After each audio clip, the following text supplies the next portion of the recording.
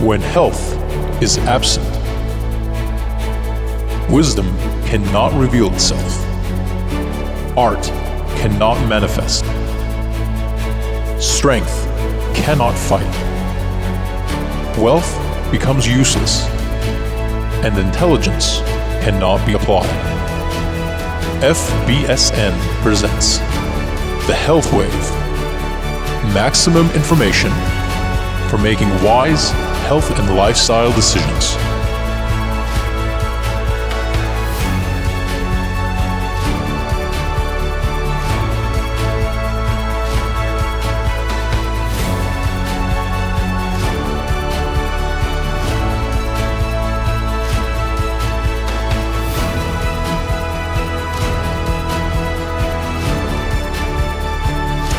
Once upon a time, for a long time, herbal medicine was the only medicine.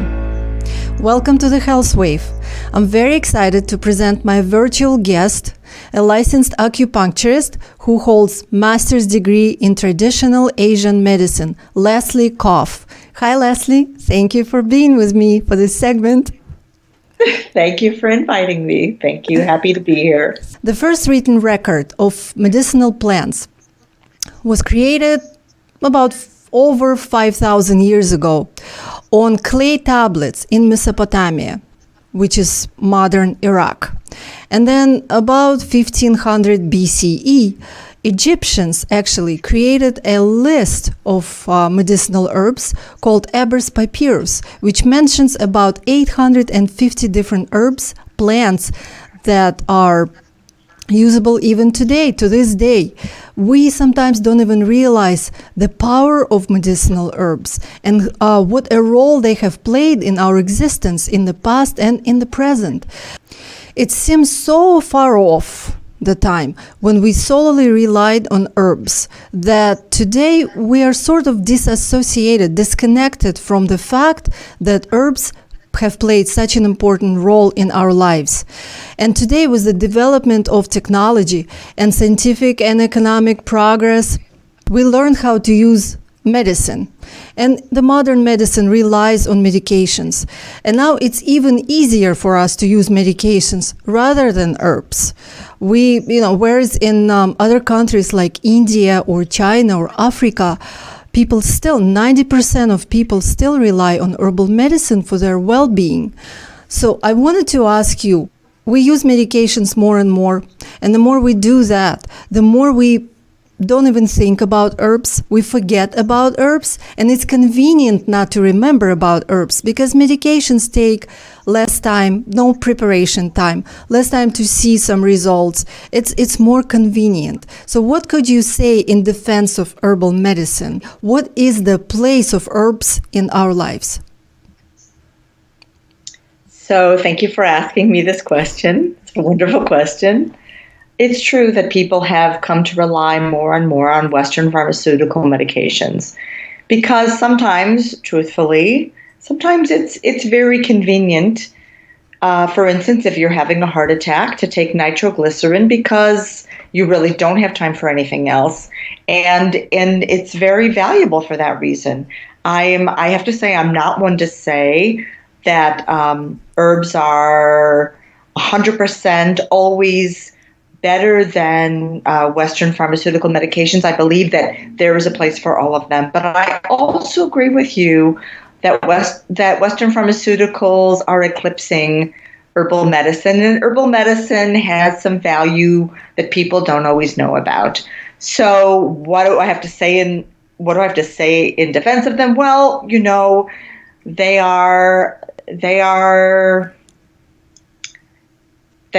grow in our world. They have come to us from nature because nature has provided them to heal the illnesses that we have, which also come from nature. So they are an absolutely amazing resource for us that we should be using because what they don't have is side effects. What they don't have is alternate detrimental effects that can negatively impact our future health. To manage herbal medicine, what you really just need is to work with somebody who knows what they're doing, who has the knowledge, because a lot of times we just don't know what we're doing. And sometimes it's so hard to find someone who knows what they're doing. That could be the problem.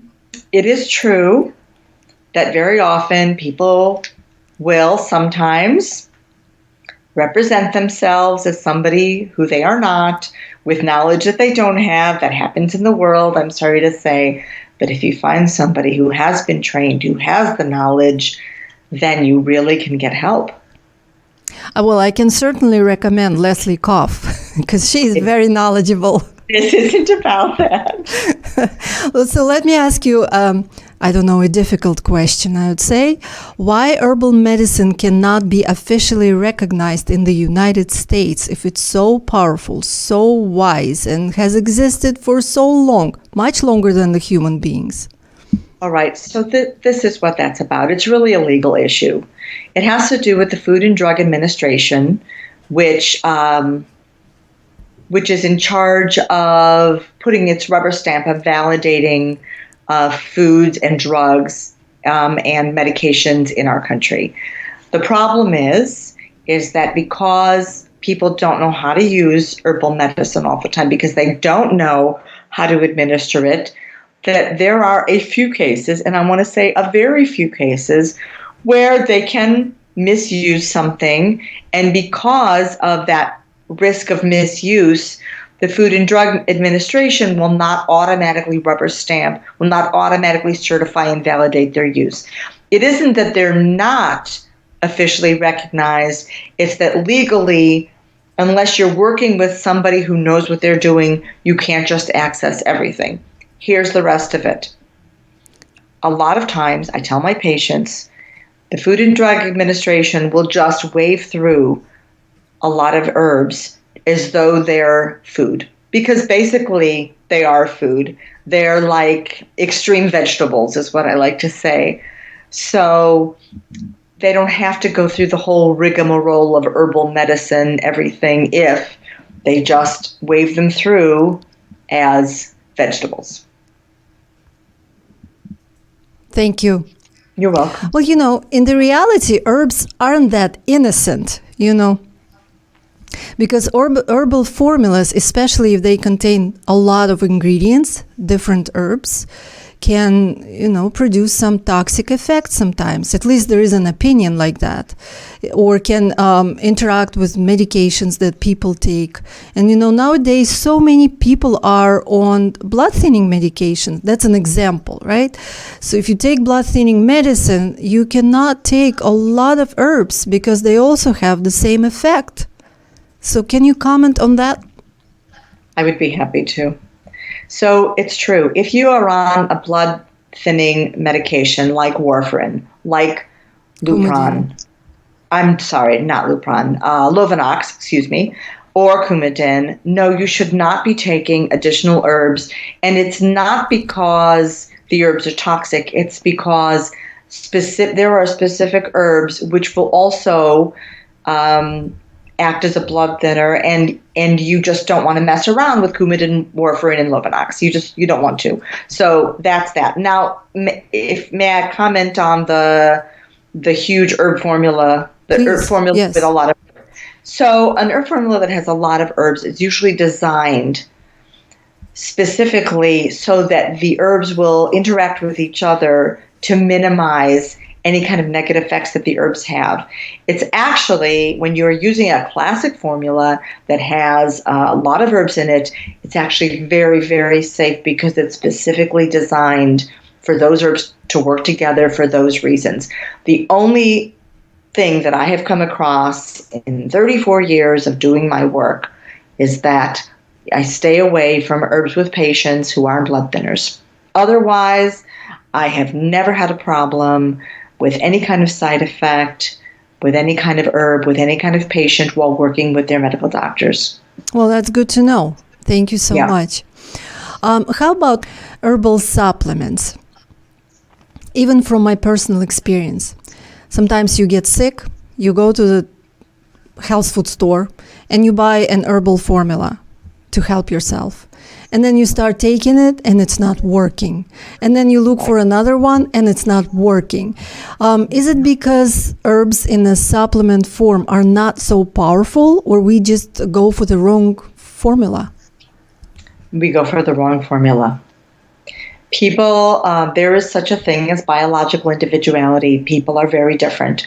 And a formula that I would take for the common cold is not going to be the same formula that you would take for the common cold.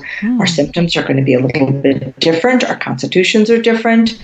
So this is where knowing an herbalist, or knowing how to find an herbalist who really can help you and design something specifically for you, is much better than self-prescribing. Self-prescribing is not a super dangerous business, but it's almost always a waste of money. Well, not only self-prescribing. Sometimes you go to a supplement store and you ask them. You think that they are pros. So you ask them, what can I use? I have a cold, or I have something else for my digestive tract, or for something else. And they will tell you what to use. And you buy all these expensive supplements. You come home, start taking them, and it's not working. Yes, that happens. That happens. You know, in any other not in any, I would say, in many countries, other countries like Russia, or especially Africa, South America, India, people know how to use herbs. Here in this country, hardly anyone does. No, I can say hardly anyone, but many people don't know how to use herbs. And honestly, I know it from experience. Many people that come to me for help, and they want to use herbs in cooking. This is probably one of the most common questions I get. Well, can you teach me how to use herbs? Because I have no clue how to use them for, spices or for other purposes.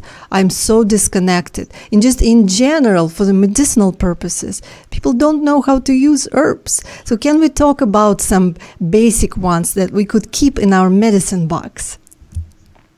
I would like to, if it's all right, expand on this answer to talk about how it all happened that people are even cooking with spices. Of course. And the story is that people took herbs for their health. And when they liked the flavor of them, then they started to add the herbs to their cooking. For instance, cinnamon is something that you take to warm your body in wintertime, beginning in, where I live, in September, October, when the chill begins.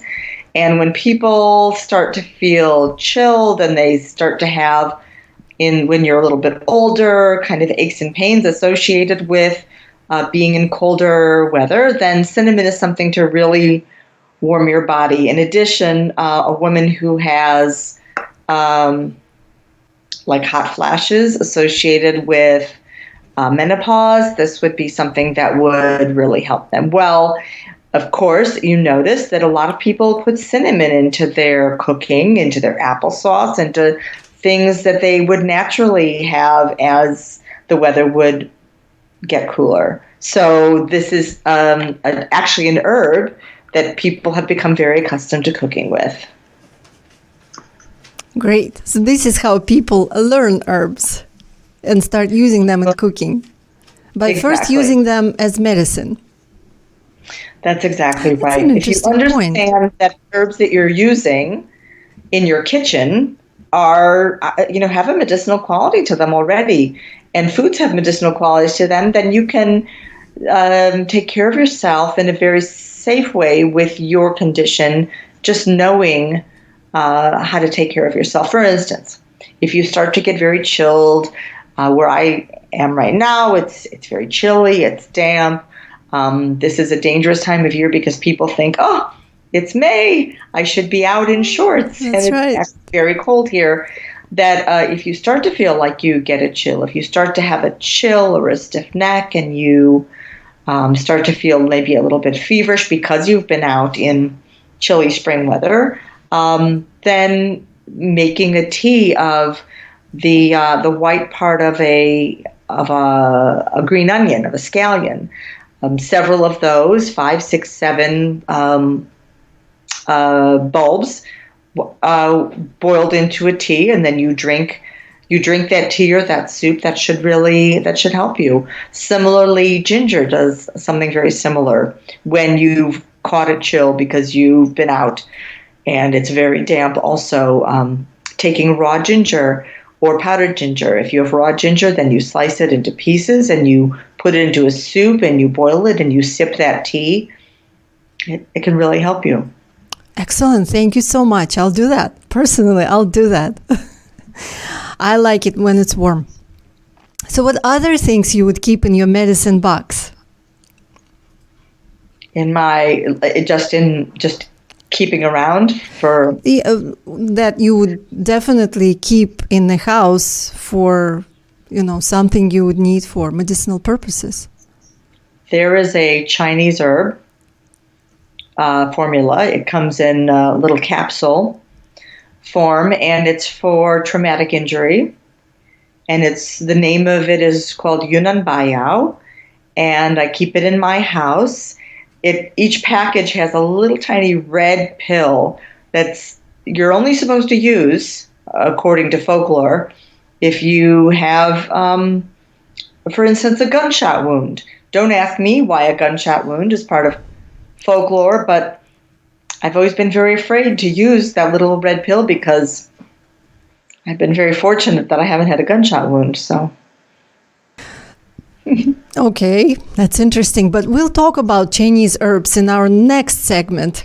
It's going to be very interesting because all these names, what you're saying, are just, I'm clueless what they mean about Chinese herbs. Well, now is another round of seasonal colds and flus. So what can we do? Can you give us a few recipes of how we can fight colds and flus using herbal medicine? Well, this time of year, as you mentioned, the weather can be very capricious. It can change very easily. It can be cool, it can be hot.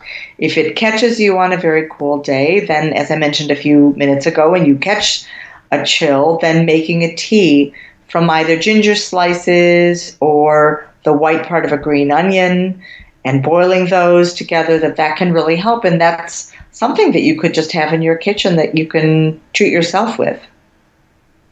So it just so happens that soy milk is considered to be very cold in nature and can counteract a stomach ache from very spicy food. Similarly, if you have a fever or it's a very hot day and you get heat stroke, eating watermelon can actually cool the body temperature. That's true. I can attest to that. Yes.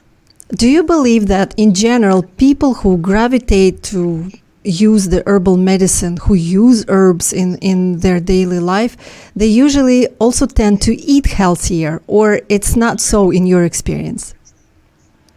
That's a very interesting question. I think that somebody who would use herbs, if they didn't grow up using herbs, if it's not part of their society, like in those countries that you mentioned where using herbs is just part of society and part of their family folklore, then I would say, yes, it would be somebody that would probably take a little bit more care in how they feed themselves because they're making different choices. If you grow up in a country where there's a strong herbal folklore, then I would say not necessarily. And then in the United States here, so many people do not eat healthy, yet they can be using herbs. So where I'm leading with this is, can herbs be helpful for someone who doesn't eat healthy, but takes herbs? Yes. So what I tell my patients are, herbs are like a rescue. They can get you out of trouble if your lifestyle gets you into trouble. Mm-hmm. If you eat too much, if you eat the wrong things, if you drink too much, a specific kind of Chinese herbs can help get you out of trouble from those things. Mm-hmm. So in the springtime, even though it's summertime already, according to the traditional Chinese medicine, we like to go liver cleansing, liver detoxing, right? And we do all kinds of things to accomplish our goal. We go fasting, we drink olive oil with lemon juice in it, we drink wheatgrass, we make juices, and sometimes we just go buy supplements for liver detox and just follow what it says. So what would be a more educated approach to this, to the liver cleansing? So I think a more educated approach would be not trying to do it all in one huge flush. I think little tiny behaviors built up over time will do the job. Rather than renting a roto-rooter truck to clean out your house's pipes, it's better to just be careful what you put down the sink. So it's the same kind of image. It's an analogy. So I would say when it gets to be springtime, beginning in maybe mid-February, even if the weather isn't saying that it's springtime, energetically it's springtime, I would start eating a lot of greens. Now, I had a patient once that said, well, what do you mean greens? Lettuce? I said, well, yeah, lettuce. Lettuce is good, but also eat broccoli and eat the dreaded kale and collard greens and squeeze a little bit of lemon onto it, or put a few drops of vinegar on it, or have every morning when you wake up some hot water with a lemon squeezed into it. Every morning, 15 minutes of your life, you could totally do it, and it makes a huge difference on your liver. You don't even have to buy milk thistle, which would be a thing that you would buy. You don't have to. You could eat artichokes, which are a thistle. Eat artichokes. They are a thistle. They're excellent for your liver. Regularly, starting in February. Keep going. That's great. So you have to be very gentle to your body. Like you said, I liked it. Do not rent a rooter truck. No, not a rooter truck. Look, my body, I want it to last a long time. It's very important. So I'm trying to treat it as kindly as I can, and I recommend this for other people as well. But, we tend to use drastic measures because we want fast results.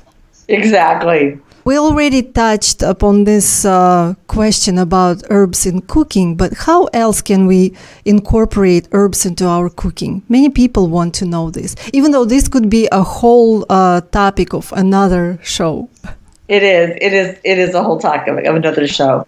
And the truth is, I talked about cinnamon, okay? Nutmeg is another thing that is added to recipes because nutmeg is an herb that helps digestion. Cardamom is an herb that helps digestion. Ginger is an herb that helps digestion.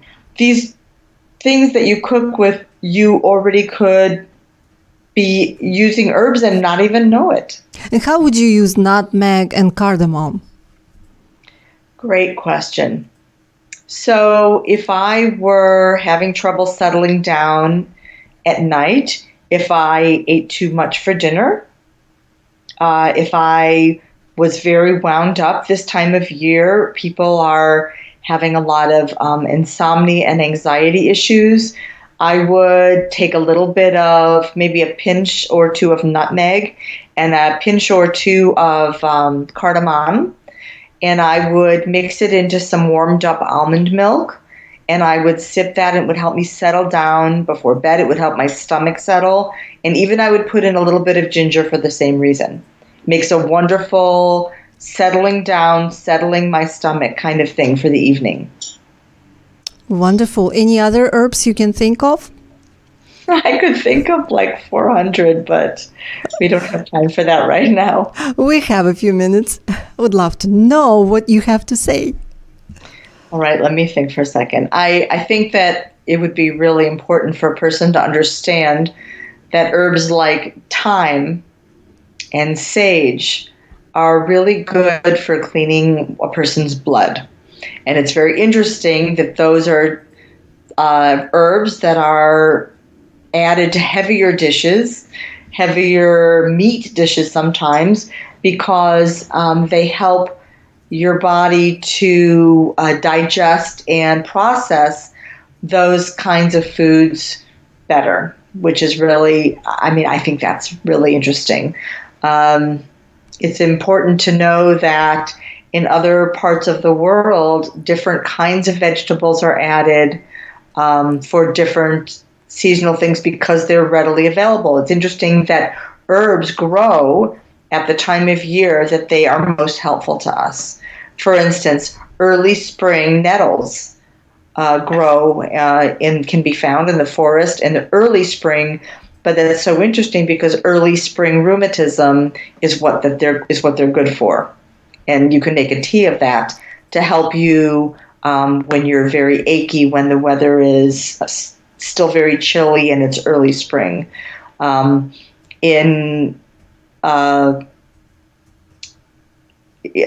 I mentioned, different countries have different things that are available at different times, which is why it's actually really interesting. Tomatoes can be used herbally, can be used medicinally to cool the body down. While they are most prolific in the summertime, as you know, when it's very hot.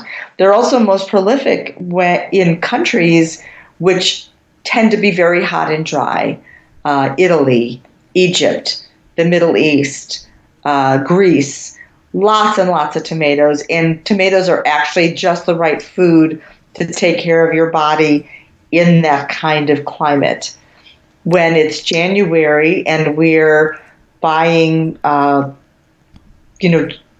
tomatoes that are imported from South America, it's not so great for our body because they're meant to make us cooler, and that just doesn't kind of fit with January in the Northern Hemisphere. So they make us cooler even when they're cooked? That's very interesting. When you cook them, of course, it moderates it, but raw tomatoes definitely are meant to cool down. Yeah, of course. It's adding fire is going to make it warmer. So we can use properties of different foods, different plants, and they all are whether could be cooling or warming. We can use these properties for our health. Yes, that's exactly right. In the same way that the watermelon that I mentioned a few minutes ago is something that is used herbally to cool down a body, and yet look, it grows in July and August, which in the Northern Hemisphere is the warmest time of year. Yeah. And the same thing you can say about herbs, that they could be cooling or warming. That's exactly right. They have certain qualities. In fact, there is the rind of the watermelon. The rind is specifically dried and powdered and used as an herb to help a sore throat. Yes. So cool. So cool. I wish we knew more about all these little things, secrets, the very simple things that could be used in our kitchen to help us. Yes. It's a lifetime of learning, really. Well, thank you so much, Leslie. I think our time is up. This was Leslie Coff, licensed acupuncturist, and next time we'll talk more about Chinese herbs, and I can't wait because Leslie knows so much about Chinese herbs. Stay with us, give us feedback, send us your questions, and like us on Facebook and YouTube. See you next time. Be well.